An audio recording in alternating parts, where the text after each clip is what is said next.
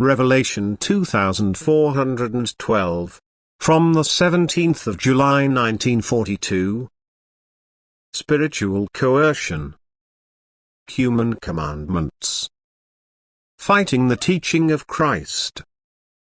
All spiritual coercion has to be condemned because the human being's action resulting from it cannot be valued by God. Only complete freedom of will determines the value of people's actions. Therefore they should be informed of Christ's teaching, but they should not be duty-bound to lead a specific lifestyle as a result of rules and regulations, which they will then dutifully and habitually observe. People should certainly be educated to think and behave correctly, but they should only ever be shown the rights or wrongs of their actions. They have to be advised to practice love, but they should never be urged into actions by rules which do not match their inner will. Only the commandment of love should be observed and therefore also taught. Because anyone who fulfills the commandment of love shapes his heart such that it will want to carry out of its own accord those things which correspond to God's will.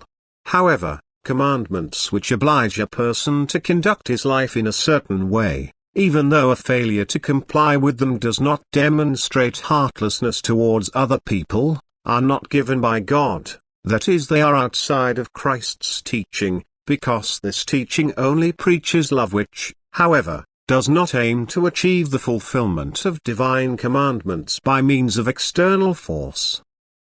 The human being has to be able to shape himself in utmost freedom of will if this transformation of thought is to be of value for eternity. Freedom of will, however, is restricted as soon as a dutiful transformation is demanded.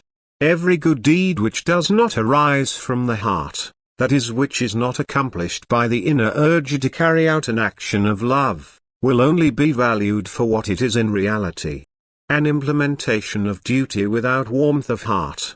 And there is great danger that the human being will give too little account to himself about his thoughts and actions because he believes to have done what he was meant to do on earth, and this belief has its foundation in the commandments which people had added to the teaching of Christ.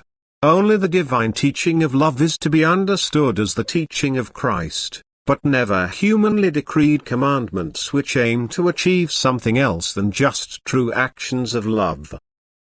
Where love is taught, love also has to be practiced, and actions of love should be understood to be everything that is beneficial to other people.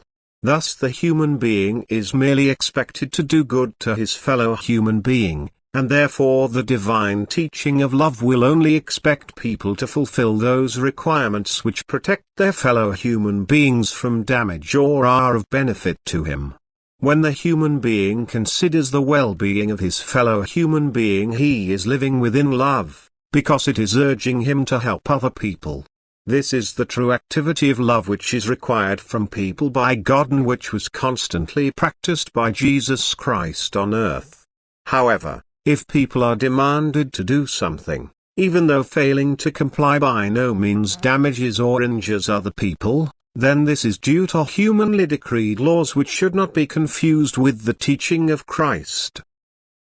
Nevertheless, there is great danger that the commandments of love will be ignored in favor of these humanly added commandments, and that the significance of Christ's teaching of love will not be recognized, which is evidenced by the fact that humanity, ignorant of its true value, wants to replace Christ's teaching of love completely.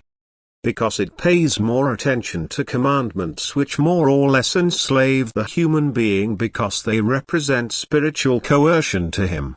The world takes offense to this and is now attempting to fight against and replace everything, including the pure teaching of Christ, which is only preaching love. Everything added by people to the divine teaching of love was only done to infiltrate the pure teaching of Christ with error, because it is deviating from what Jesus Christ has left to people as his work. However, only what is of God will remain. But human work will pass away. Amen.